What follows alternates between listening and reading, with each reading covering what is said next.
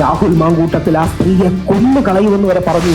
എന്നിട്ട് അടുത്ത കള്ള ഇയാളൊരു നിരന്തര കുറ്റവാളിയാണ്, അയാളൊരു ഭയങ്കര സീരിയസ്. അപ്പൊ കോടതി ചോദിച്ചു എന്താ കേസെന്ന്. അത് വേറെ ചില കേസുണ്ട്, കഴിഞ്ഞ പ്രാവശ്യം നോട്ടീസ് തരാതെ അറസ്റ്റ് ചെയ്തു, എന്നിട്ട് നോട്ടീസ് കൊടുത്തു എന്ന് കോടതി കള്ളം പറഞ്ഞു. നമ്മൾ കോടതികളിൽ കള്ളം പറഞ്ഞു തുടങ്ങിയാൽ പിന്നെ എന്താ അവസ്ഥ? നമ്മുടെ നാട്ടിൽ കള്ളക്കേസെടുത്ത് എതിർസ്വരങ്ങളെ ഇല്ലാതാക്കുന്ന ഈ പ്രവണത അവസാനിക്കണം. നിങ്ങളുടെ മനസാക്ഷിയോടാണ് ഞാൻ അപ്പീൽ ചെയ്യുന്നത്. നിങ്ങളുടെ മനസാക്ഷിയിൽ തൊട്ട്, ഹൃദയത്തിൽ തൊട്ട് ചോദിക്കുക, ഈ നാട്ടിൽ നീതിയും സത്യവും നടക്കട്ടെ, ഇല്ലെങ്കിൽ നമ്മൾ എല്ലാവരും റിസ്കിലല്ലേ? ആ മുകേഷൻ നായർന്ന് ഗൂഗിളിൽ അടിച്ചു നോക്കിയാൽ ഈ വ്യാജ പോക്സോ കേസല്ലേ വരുള്ളൂ.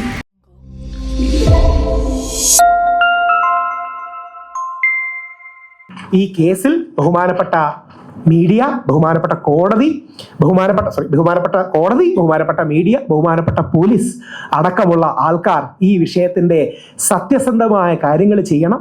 ഇനിയും ജയിലിൽ പിടിച്ചിടാനുള്ള പരിപാടികളല്ല നോക്കേണ്ടത്.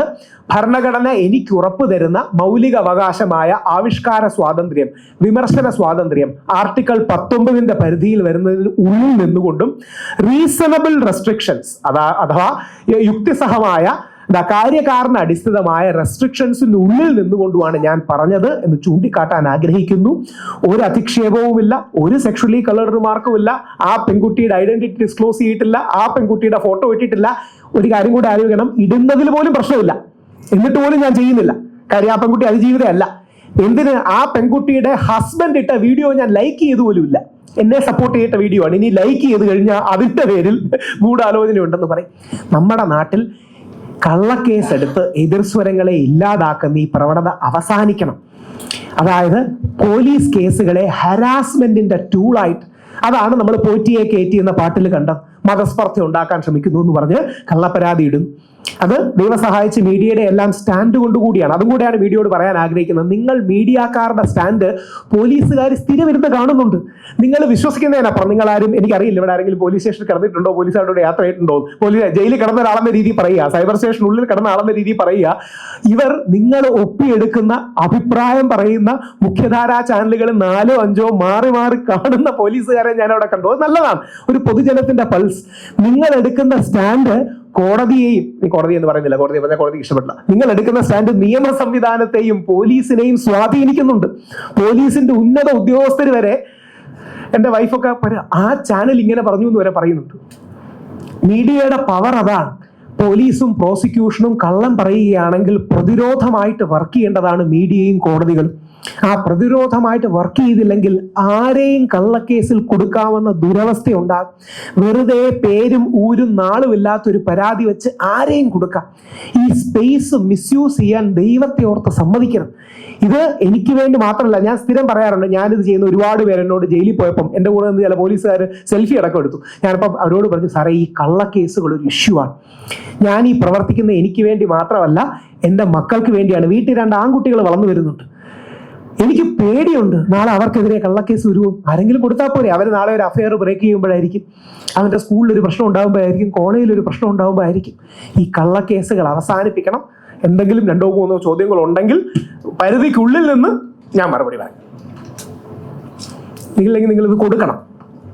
മാത്രമല്ല, ഞാൻ പറഞ്ഞു നിൽക്കുമ്പോഴേ നിങ്ങളുടെ മനസാക്ഷിയോടാണ് ഞാൻ അപ്പീൽ ചെയ്യുന്നത്. നിങ്ങളുടെ മനസാക്ഷിയിൽ തൊട്ട്, ഹൃദയത്തിൽ തൊട്ട് ചോദിക്കുക, ഈ നാട്ടിൽ നീതിയും സത്യവും നടക്കട്ടെ, ഇല്ലെങ്കിൽ നമ്മൾ എല്ലാവരും റിസ്കിലല്ലേ? നമ്മൾ എല്ലാവരും അപകടത്തിലല്ലേ? ശ്രീ ദിലീപ് 85 ദിവസം ദിലീപിനെ പിടിച്ച് ജയിലിടാൻ പറ്റുമെങ്കിൽ, കള്ളക്കേസിൽ വേറൊരാളെ പിടിച്ച് ജയിലിടാൻ പറ്റുമെങ്കിൽ നമ്മൾ ആരാണ് പിന്നെ സേഫ്? എന്തെങ്കിലും ചോദ്യങ്ങളുണ്ടെങ്കിൽ ദയവായി ചോദിക്കും.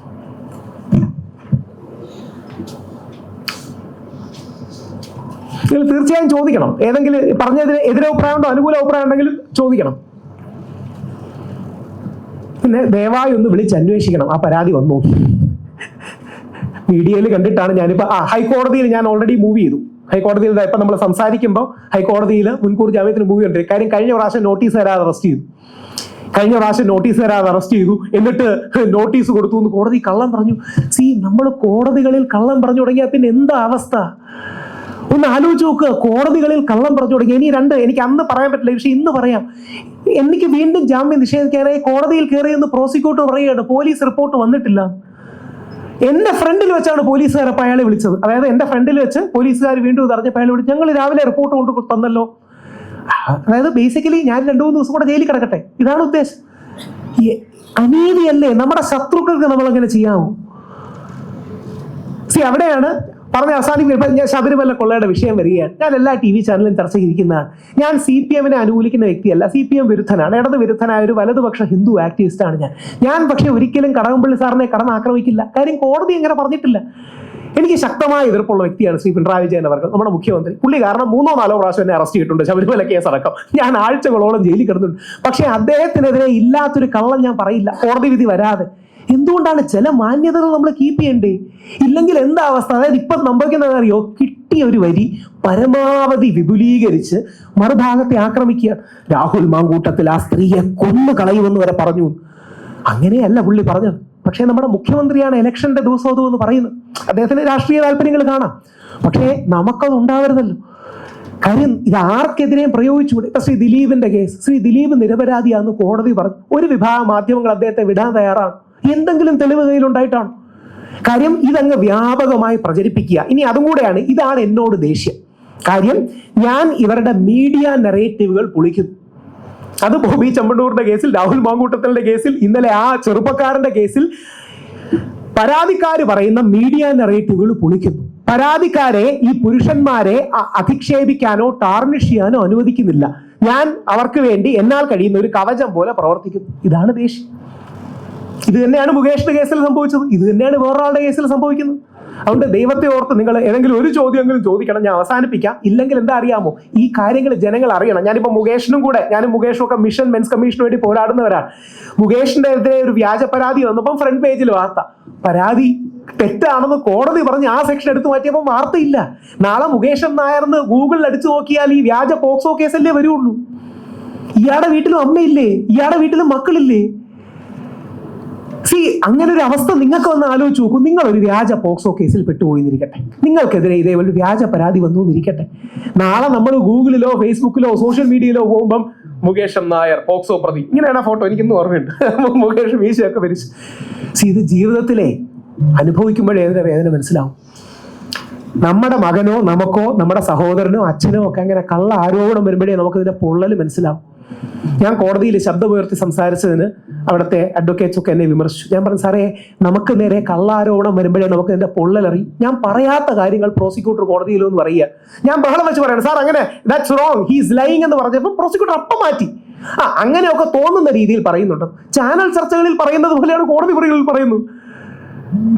എന്നിട്ട് ഭയങ്കരമായി. എന്നിട്ട് അടുത്ത കള്ള, ഇയാളൊരു നിരന്തര കുറ്റവാളിയാണ്, അയാളൊരു ഭയങ്കര സീരിയസ്. അപ്പം കോടതി ചോദിച്ചു എന്താ കേസെന്ന്. അത് വേറെ ചില കേസുണ്ടെന്ന്. ശബരിമല കേസാണ് നിൽക്കുന്നത്.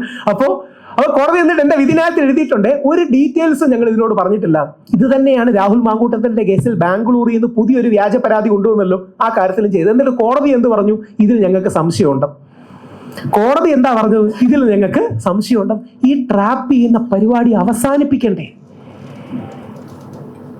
ദയവായി ആലോചിക്കുക. ഏതെങ്കിലും ഒരു ചോദ്യം